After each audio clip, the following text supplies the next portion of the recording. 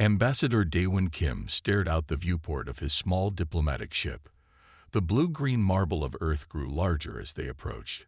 He straightened his formal robes and tried to calm his racing heart. After all, this was just another primitive species taking its first steps into space. Ambassador, I have finished the report on human broadcasts, Hyori Park said, looking up from her data pad. Her antennae twitched slightly, a sign she was worried about something. What troubles you, Hyori? Daewon asked. He had worked with his assistant long enough to read her subtle expressions. Their entertainment shows are very violent, sir. They seem obsessed with stories about alien invasions and space wars. She shook her head, making her ceremonial bells chime softly. But their actual space technology appears quite basic. They've only reached their moon and sent a few robots to nearby planets. Daewon laughed. Many young species go through this phase. They imagine threats from space because they don't know any better. The Galactic Council has kept Earth isolated until now precisely so they could develop without outside influence. Their ship, the Peaceful Dawn, continued its approach to Earth. It was small but elegant, designed to look harmless and friendly, perfect for first contact missions with nervous young civilizations. Should I begin broadcasting the standard greeting message? Hyori asked, her fingers hovering over the communication panel. Not yet, Daewon said. Let's do one final scan of their system. Standard protocol, you understand. Hyori nodded and started the scan. The ship's sensors swept through the solar system, checking for any signs of danger. This was usually just a formality. Most species at this stage barely had satellites, let alone system-wide capabilities. The scanner beeped, showing activity near Mars. Probably their primitive mining operations, Daewon said, not very interested. They've sent some simple robots there, if I remember correctly. Hyori frowned at her readings. Sir, these energy signatures are odd. They're much stronger than what we expected. And there's something else.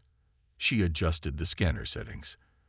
I'm detecting large structures in orbit around Mars, but they're unclear somehow. Daewon moved to look at her screen. His 4 hearts began beating faster. Those readings couldn't be right. The energy output was enormous, far beyond what humans should be capable of. Run the scan again, he ordered, his voice tight with sudden worry. The ship's computer beeped again. A message flashed across their main screen. Incoming transmission. A calm, professional voice filled their cabin, speaking in perfect galactic standard. Diplomatic vessel Peaceful Dawn. This is Fleet Admiral Ju Li of the Earth Defense Force. Welcome to the Sol system. Please maintain your current course. We have noted your approach and will escort you to our diplomatic reception station. Daewon and Hyori stared at each other in shock. Humans weren't supposed to know galactic standard. They weren't supposed to have a fleet, and they certainly weren't supposed to have detected the Peaceful Dawn so easily. Their ship had the best stealth technology in the known galaxy. Perhaps they just have a few orbital platforms, Hyori whispered, trying to sound hopeful. That's when the cloaking fields around Mars began to drop. Daewon's legs gave out, and he collapsed into his chair. Hyori made a small squeaking sound of pure terror. Where there had been empty space moments before, now there were shipyards. Massive shipyards, stretching for thousands of kilometers. And ships, warships, hundreds, no, thousands of them. Each one bigger than anything the Galactic Council had ever built. The humans had hidden all of this somehow, had fooled everyone into thinking they were just beginning to reach for the stars. But the truth was now literally staring them in the face. Admiral Lee, Daewon managed to say, his voice shaking, We gratefully accept your escort. As several human ships moved smoothly into position around the Peaceful Dawn, Daewon realized with crystal clarity that this was going to be a very different kind of first contact mission. His last thought before the shock overtook him was that perhaps they should have paid more attention to those violent human entertainment shows after all. His vision went dark as all four of his hearts skipped several beats at once. Medical Officer Yuna Choi bent over Ambassador Daewon's unconscious form in the medical bay of the human flagship, Soul's Pride. Her antennae were twitching nervously as she checked his four hearts with unfamiliar human scanning equipment. "Will he be all right?" Hayuri asked, wringing her hands. She had never seen an ambassador faint before. This was definitely not in the first contact protocols. "3 of his hearts are working again," Yuna reported. "The 4th one is being stubborn, but his species can function with just 3. She pressed a small device against Daewon's chest, and his 4th heart finally started beating normally. Hayuri looked through the medical bay's large window. The sight still made her feel dizzy. Hundreds of human warships floated in perfect formation, their massive shapes blocking out the stars. Each one was a masterpiece of engineering, with smooth lines and powerful weapons carefully hidden beneath elegant armor. The door slid open with a soft hiss. Admiral Julie walked in, her uniform crisp and her manner friendly but professional. She was shorter than Hayuri had expected for someone who commanded such power, but her presence filled the room. "How is our guest?" Admiral Lee asked, genuine concern in her voice. "He's stable now," Yuma answered. "The shock was just too much for his cardiovascular system." Daewon's eyes fluttered open. He tried to sit up but fell back with a groan. "Please, Ambassador, take it easy," Admiral Lee said. "We didn't mean to frighten you. We thought dropping our cloaking fields gradually would be less shocking than revealing everything at once." "That was gradual." Hayuri couldn't stop herself from asking. Admiral Lee smiled. "You've only seen the first fleet.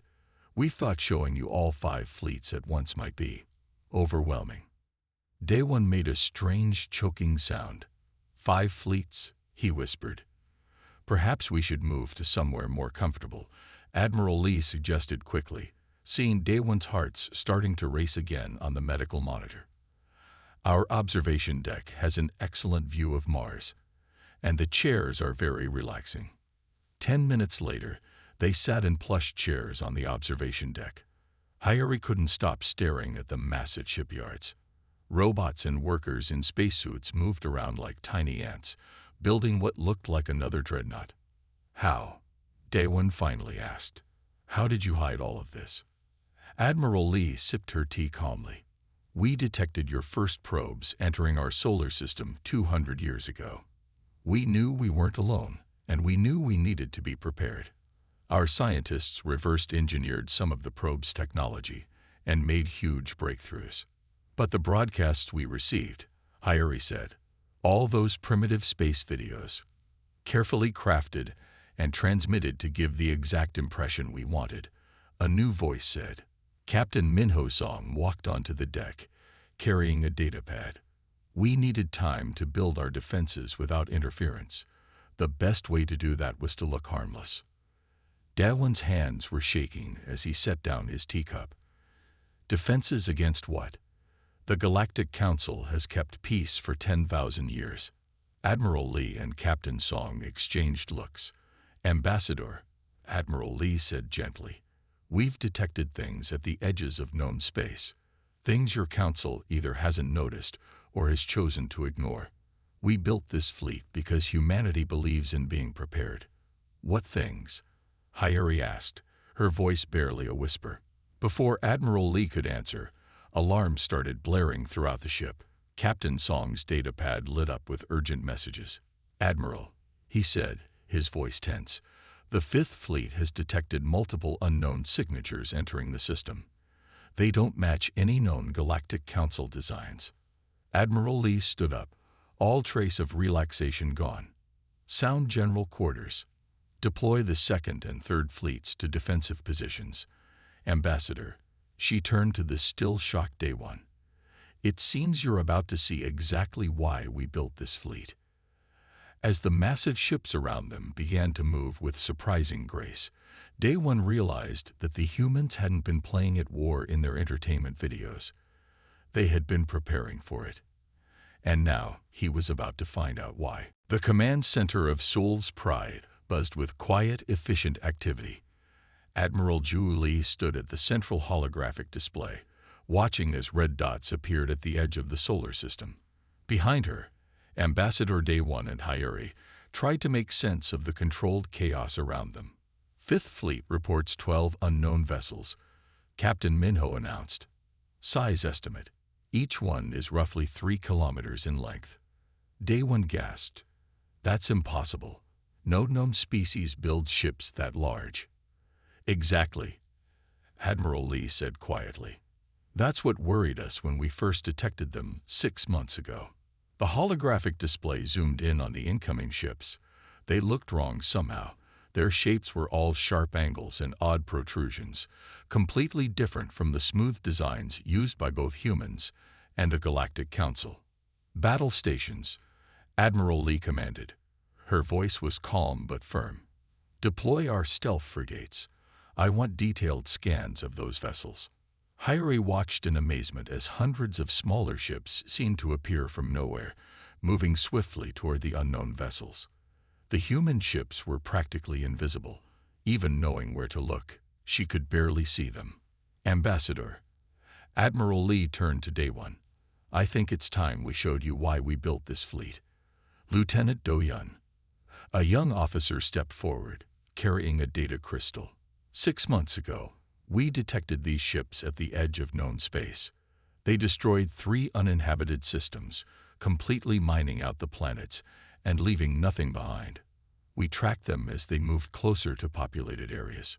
The holographic display changed, showing recordings of massive ships tearing apart entire planets. Day One's face turned pale. Why didn't you warn the Council? Hyuri asked. And reveal our true capabilities. Captain Minho shook his head.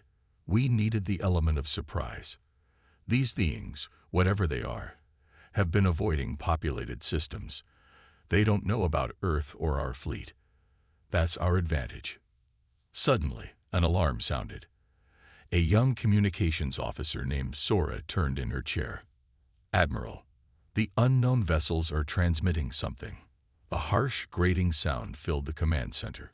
It wasn't in any language Day One recognized, but somehow it made all 4 of his hearts feel cold. Translation matrix processing, Sora reported. After a few seconds, words appeared on her screen. Her eyes widened. They're demanding that this system surrender all its resources. They're calling themselves the Harvesters. Admiral Lee's expression hardened. Send no response. Commander Yuna, is the 2nd Fleet in position?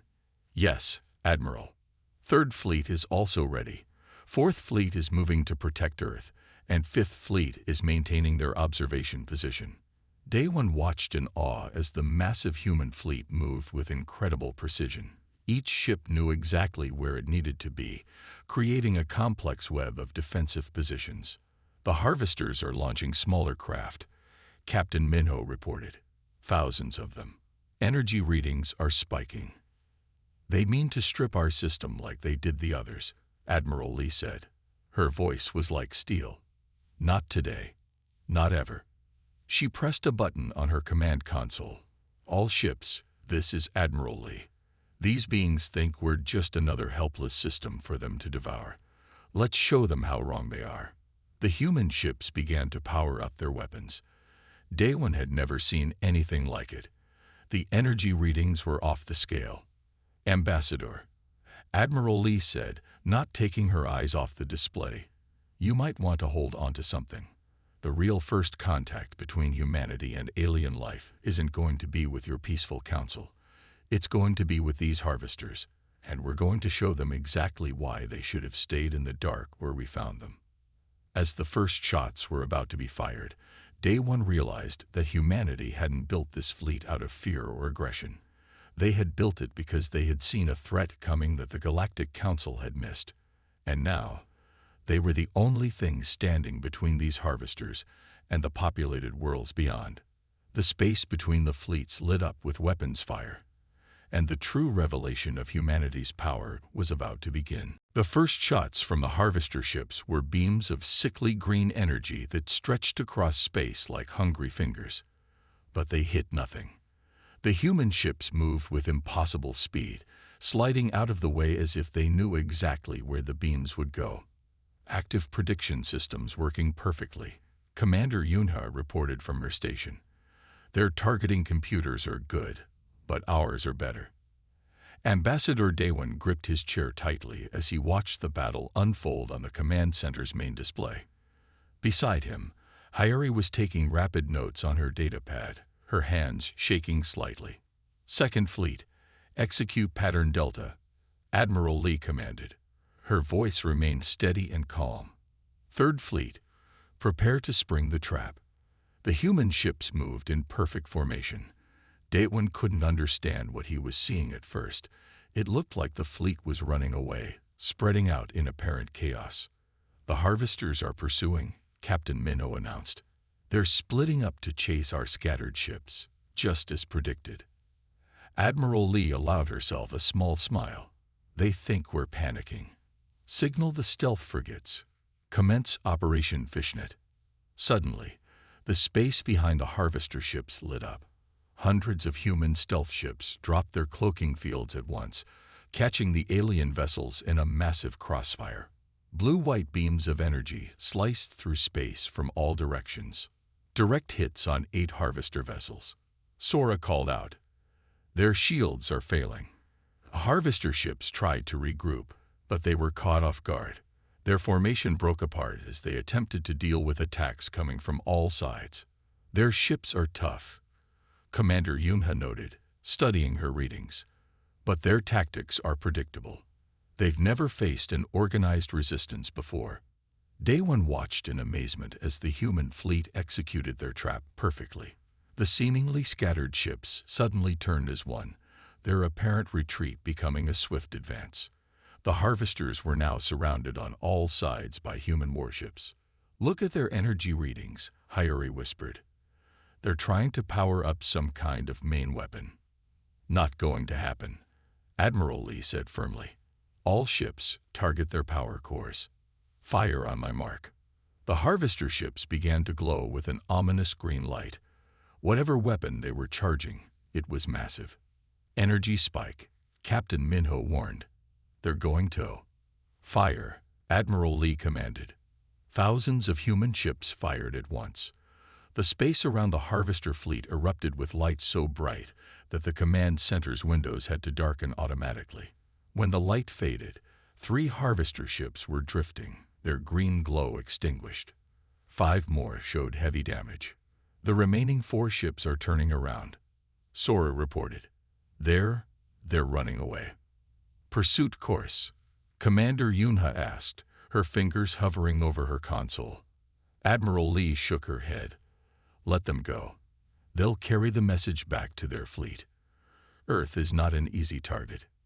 As the harvester ships fled, their massive engines leaving trails of sickly green light, Daewon finally remembered to breathe. He had just witnessed something unprecedented. A fleet of unknown aliens, powerful enough to destroy entire systems, had been defeated in less than 30 minutes. "How?" he asked weakly. "How did you know exactly what to do?" "We've been studying them for months," Captain Minho explained. "Learning their patterns, their weapons, their tactics. They're powerful, yes, but they've never needed to develop complex battle strategies. Every system they've encountered before was defenseless. Until now," Admiral Lee added. She turned to face Daewon and Hayuri. "Ambassador, I think it's time we had a serious discussion about the future. The harvesters will be back, and next time they'll bring their full fleet. The Galactic Council needs to know what's coming." Daewon nodded slowly. He understood now why humans had hidden their true strength. They hadn't been preparing for war. They had been preparing to prevent one. And now, they might be the galaxy's only hope for survival. "Send your message to the Council," he said. "Tell them everything. And tell them that humanity has my full support." The command center crew returned to their duties, preparing for the battles to come. Earth had revealed itself at last, and the galaxy would never be the same. 2 hours after the battle, Ambassador Daewon sat in the Soul's Pride's main conference room. The table in front of him was covered with holographic displays showing the damaged harvester ships and battle data. His hands were finally steady enough to hold a cup of Earth tea. "The Council must be warned," he said, looking at Admiral Lee. "But they won't believe me without proof." "We thought of that," Captain Minho said. He pressed a button on the table. A small data crystal rose from its center. "This contains everything we know about the harvesters. 6 months of observations, today's battle footage, and sensor readings of their weapons." Hayuri was studying the battle recordings, her eyes wide. "Their ships are designed to break apart planets," she said. "Look at these mining beams. They could crack a world in half." "They've already destroyed 3 uninhabited systems," Commander Yuna added. She pulled up a map showing the harvesters' path of destruction. "We found traces of their mining operations. They strip everything: metals, minerals, even the core of the planets." The door slid open, and Chief Engineer Sunwoo walked in. His uniform was stained with grease from repairing battle damage. "Admiral, the stealth systems are back at full power. The harvesters never even saw how our cloaking technology works." "Good." Admiral Lee nodded. "We'll need every advantage when they return." And they will return. Daewon looked at his datapad. The message he had written to the Council seemed inadequate now. How could he explain what he had seen? How could he make them understand the threat and the hope that Earth represented? "Ambassador," a soft voice said. He looked up to see Sora, the communications officer. "We intercepted some of the harvesters' transmissions during the battle. Would you like to hear what they said when they realized they were losing?" She played the recording. The harsh, mechanical language had been translated. "Impossible. They fight back. They know our takes retaliate. Gather the fleet. This world must be destroyed completely." "They're scared," Captain Minho said with a grim smile. "They've never failed before, never had to retreat." Admiral Lee stood up and walked to the window. The Earth Defense Fleet was regrouping, ships moving smoothly into new formations. "They'll bring everything next time. Their whole fleet, thousands of ships." "How can you stop so many?"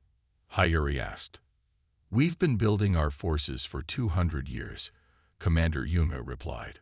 "What you see here is just the first, second, and third fleets.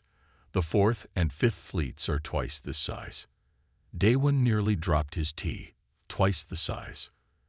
"Earth will hold," Admiral Lee said firmly. "But the other worlds in the galaxy won't stand a chance if the harvesters reach them. That's why we need the Council. Not for our protection, for theirs." A new alert flashed on the main screen. Chief Engineer Sunwoo checked the readings. Long-range sensors show the harvester ships have jumped to faster than light speed. They're heading back to their main fleet. "How long do we have?"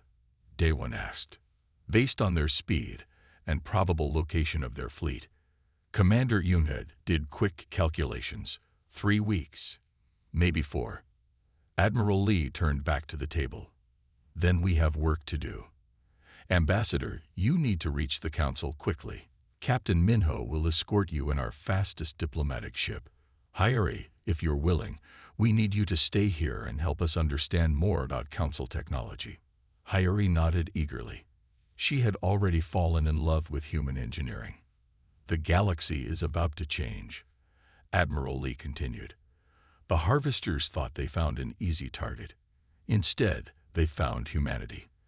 And now they'll learn why we built this fleet. Not for conquest, not for power, but to protect those who can't protect themselves." Daewon stood up, holding the data crystal carefully. "I'll make the Council understand. Earth won't stand alone against this threat. We never planned to stand alone." Admiral Lee smiled. "We just planned to stand ready." The diplomatic ship, Morning Calm, sliced through space at speeds Ambassador Daewon had never thought possible. Captain Minho had explained that this ship used Earth's most advanced engines, but even that didn't prepare him for how quickly they were crossing the vast distance to the Galactic Council. "We're making excellent time," Captain Minho said, checking their navigation screens. "We should reach the council station in 6 days." Daewon nodded, but his mind was back at Earth. Before leaving, he had seen things that would change the galaxy forever. The humans were preparing for war on a scale he could barely imagine. Meanwhile, on Earth, Admiral Lee stood in a massive underground facility beneath the Pacific Ocean.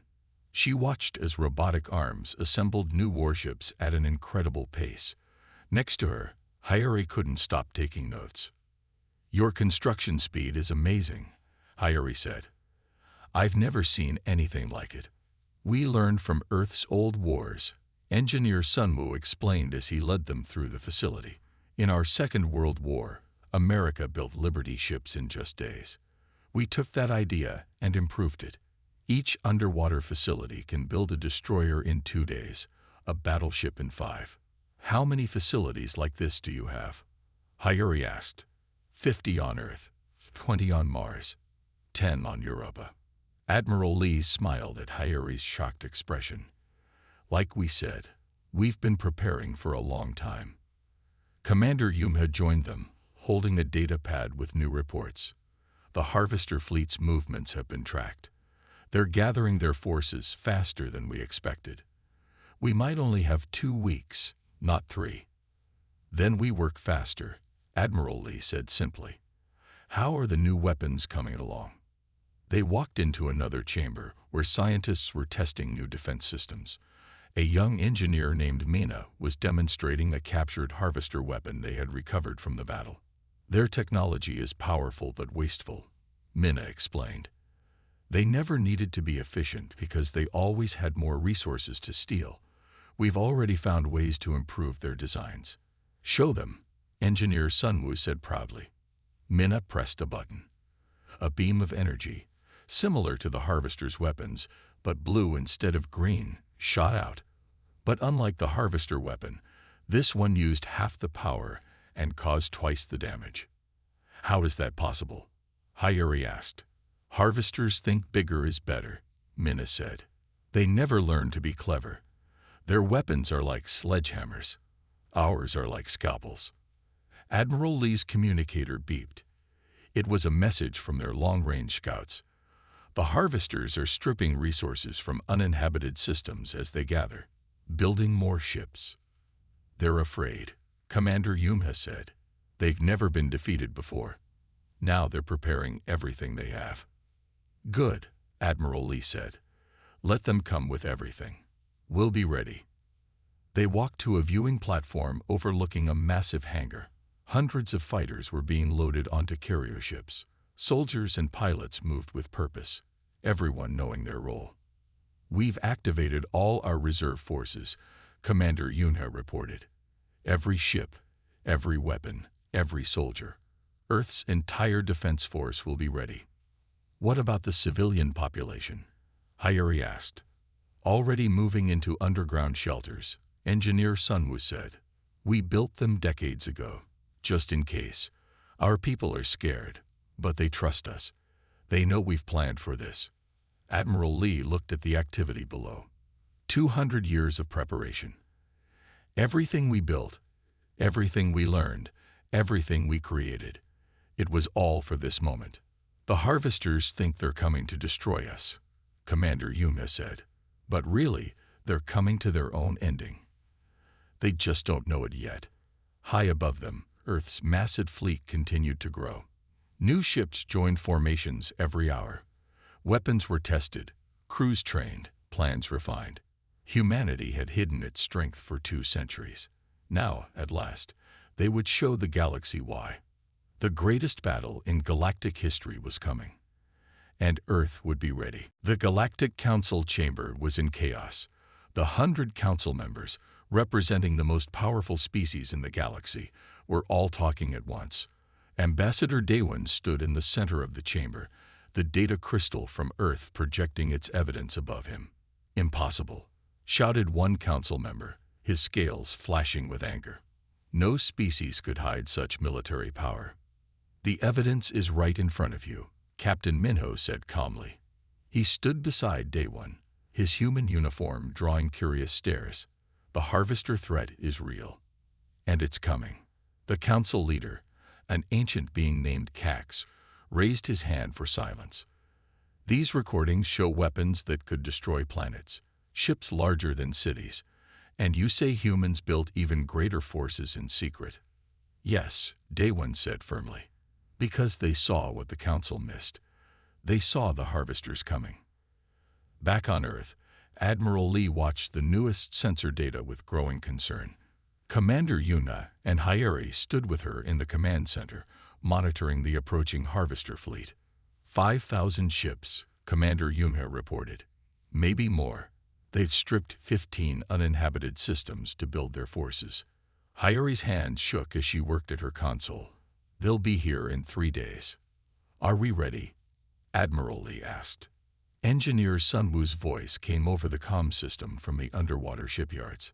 Final wave of ships is complete. All 5 fleets are at full strength. Mina's new weapons have been installed on every capital ship. What about the civilian shelters? Admiral Lee asked. All population centers are secured, Commander Yuna reported. The people are scared, but they're safe. Underground cities can hold for years if needed. In the council chamber, the recording showed the full might of the harvester fleet. Many council members gasped at the sight. Even if what you say is true, one member said, what can we do? We have no fleet that could match this force. Earth doesn't ask for your ships, Captain Minho said. We ask for your trust. Let us protect the galaxy. Let us stand against this threat. And what do humans want in return? Another council member asked suspiciously. Nothing, Daewon answered before Minho could speak. They had 200 years to conquer us all. Instead, they built in secret to protect us. They don't want power. They want peace. The chamber grew quiet as Cax stood up. Show us, he said. Show us Earth's true fleet. Captain Minho nodded and activated another recording. The chamber filled with images of Earth's 5 massive fleets. Council members watched in stunned silence as ships of incredible power moved in perfect formation. By the stars, Cax whispered. You were never primitive, were you? No, Minho said. We just knew that sometimes the best defense is to look harmless until the right moment. On Earth, Admiral Lee received an urgent message. The council is voting, she told her crew. They're deciding whether to trust us. Will they help? Hyeri asked. We don't need their help to fight, Commander Yuma said. We need their help to rebuild afterward, to protect the galaxy once the harvesters are gone. Admiral Lee looked at the tactical display showing the approaching harvester fleet. 3 days. In 3 days, the galaxy changes forever. Either humanity proves itself as guardians, or we won't fail. Engineer Sunwoo's voice came through again. 200 years of preparation. Every test, every drill, every simulation. It was all for this. The massive Earth fleet moved into its final positions. Weapons powered up. Crews made their last checks. In underground shelters, billions of humans waited and hoped. The greatest battle in galactic history was about to begin, and its outcome would determine the fate of every living being in the galaxy. The harvester fleet appeared at the edge of the solar system exactly as Earth's sensors predicted. 5,000 ships, each one bigger than the last. Their green energy weapons glowed like evil stars in the darkness of space. In the command center of Seoul's Pride, Admiral Lee stood calmly. Around her, the crew worked at their stations with practiced efficiency. 200 years of preparation had led to this moment. Enemy fleet is launching mining ships, Commander Yunhe reported. They're heading for the outer planets first. Just as we expected, Admiral Lee nodded. They want to gather resources for a long siege. Activate Operation Quicksand. As the harvester mining ships approached Neptune, they didn't notice anything wrong. Their sensors showed a normal ice giant planet, rich with resources. But it was all a lie. Holographic disguise dropping now, Engineer Sunwoo announced from his station. The image of Neptune flickered and vanished. Instead of a helpless planet, the harvester ships found themselves facing the entire Fourth Fleet of Earth. 10,000 ships that had been hiding behind a hologram, waiting.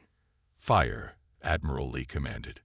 The space around Neptune erupted with light as Earth's ships opened fire. The harvester mining vessels, designed for stripping planets and not for combat, didn't stand a chance. In less than 5 minutes, they were all destroyed. "Main harvester fleet is responding," Sora called out. "They're changing course to attack the Fourth Fleet." "Perfect," Admiral Lee smiled. "Spring the trap. All fleets, execute Battle Plan Thunder." Suddenly, the Fifth Fleet appeared behind the harvester armada, dropping their stealth fields. The First, Second, and Third Fleets moved in from the sides. The harvester fleet was surrounded. "Enemy ships are charging weapons," Commander Yuna reported. "Energy readings are off the scale." "They're desperate," Engineer Sunwoo said. "They're putting too much power into their weapons. The crystals can't handle that much energy." The harvester fleet fired all at once. Green beams of deadly energy shot out in every direction. But Earth's ships were ready. Their new shields, designed by Mina's team using improved harvester technology, held strong. "Minimal damage to our ships," Commander Yunha reported. "Their weapons overloaded just as we predicted. Half their fleet is having power problems now." Admiral Lee opened a channel to all Earth ships. "This is the moment we've trained for. The harvesters thought they could strip our worlds bare. Show them why humanity spent 2 centuries preparing. All ships, attack pattern Omega. Fire at will." The human fleet moved like one giant organism, thousands of ships working in perfect harmony. They had practiced this battle 1,000,000 times in simulations. Now it was real. Blue beams of light cut through space as Earth's weapons fired. The harvester ships, their main weapons overloaded, tried to defend themselves. But they had never faced an enemy like this. Never fought someone who knew all their weaknesses. "Enemy ships are breaking formation," Sora reported. "They're trying to retreat." "Not this time," Admiral Lee said firmly. "They'll just find more worlds to destroy." Commander Yuna, execute the final phase. Hidden antimatter mines, placed days ago, activated around the harvester fleet. Space itself seemed to tear apart as the explosions trapped the alien ships in a web of energy. "We have them," Engineer Sunwoo announced. "They can't escape." Admiral Lee watched as her fleet moved in for the kill. The harvesters had terrorized the galaxy for too long. They had destroyed too many worlds. Now they faced an enemy they couldn't beat, an enemy that had spent centuries getting ready for this exact battle. "For Earth," she said quietly. "For every world they destroyed. For every world they'll never threaten again. All ships, final attack pattern. End this." The greatest space battle in history reached its climax, and humanity was about to show the galaxy why they had hidden their true strength for so long. 1 month after the great battle, Ambassador Daewon stood in the Galactic Council chamber once again. This time, he wasn't alone. Admiral Lee stood beside him, along with Captain Minho and Commander Yuna. They faced the Council as heroes now, not as suspects. "The harvester threat is ended," Admiral Lee reported to the silent chamber. "Their fleet is destroyed. Their bases have been found and eliminated. They will never threaten another world." Council leader Cax nodded slowly. "And the cost?" "We lost 300 ships," Commander Yuna said. 812 brave crew members. But Earth's main fleet survived. Our defensive systems worked exactly as planned. The chamber erupted in excited whispers. Such a one-sided victory was unheard of in galactic history. The harvesters had terrorized space for centuries, and humanity had defeated them in a single battle. "How?" one council member asked. "How did you achieve such victory?" Captain Minho stepped forward. "We spent 200 years preparing, learning, building. We studied every transmission we could find about the harvesters. We designed our entire fleet just to counter their weapons and tactics. And now, Another council member asked. Now that the threat is gone, what will Earth do with such powerful forces? Admiral Lee smiled. It was the same smile she had worn during the battle. Calm, confident, but kind. The same thing we planned all along. We will protect. We will defend. We will make sure no threat like the Harvesters ever rises again. Hayuri, who had been working with Engineer Sunwoo and Minna, stepped into the chamber. She carried a data crystal bigger than the one they had brought before. Earth offers this freely to the Council, she said. All our defensive technology, our shield designs, our stealth systems, everything we created to protect ourselves, we now share to protect everyone. The Council members stared in shock. Such technology would be worth countless fortunes, and Earth was giving it away. There are conditions, Admiral Lee added. Her voice was firm but fair. This technology can only be used for defense, never for conquest, never for destruction. We will help build planetary shields, defensive fleets, early warning systems, but any world that uses these gifts for aggression will answer to Earth. Council leader Cax stood. You offer to be our protectors. We offer to be your partners. Admiral Lee corrected. Earth will maintain its fleets. We will patrol the galaxy's edges, watch for new threats, defend those who need defense. But we don't want to rule. We just want peace. Daewon watched as understanding spread through the chamber. Humanity had hidden its power not out of fear or aggression, but out of wisdom. They had built their strength not to conquer, but to protect. The vote is called, Cax announced. Shall we accept Earth's offer of partnership and protection? The vote was unanimous. As cheers filled the chamber, Admiral Lee turned to her crew. Send the signal, she said quietly. Across the galaxy, Earth's ships emerged from stealth mode. Thousands of vessels, protecting trade routes, guarding peaceful worlds, watching the darkness between stars. They had been there all along, waiting until they could finally show themselves. A new age begins, Daewon said, looking at the star map showing Earth's ships. An age of peace. Peace through strength, Commander Yuna added, and strength through wisdom. Admiral Lee watched as council members crowded around Hayuri and Engineer Sunwoo, eager to learn about Earth's technology. Captain Minho was already discussing joint defense drills with other worlds' military leaders. Humanity was finally taking its place in the galaxy. We spent 2 centuries preparing for war, she said quietly. Now we can spend the next 1,000 years building peace. Above them, Earth's mighty fleets continue their endless patrol, ready to defend, ready to protect, ready to ensure that the peace they had won would last for generations to come. The galaxy was safe at last, and humanity had become exactly what they had spent 200 years preparing to be, not conquerors, not destroyers, but guardians of peace among the stars.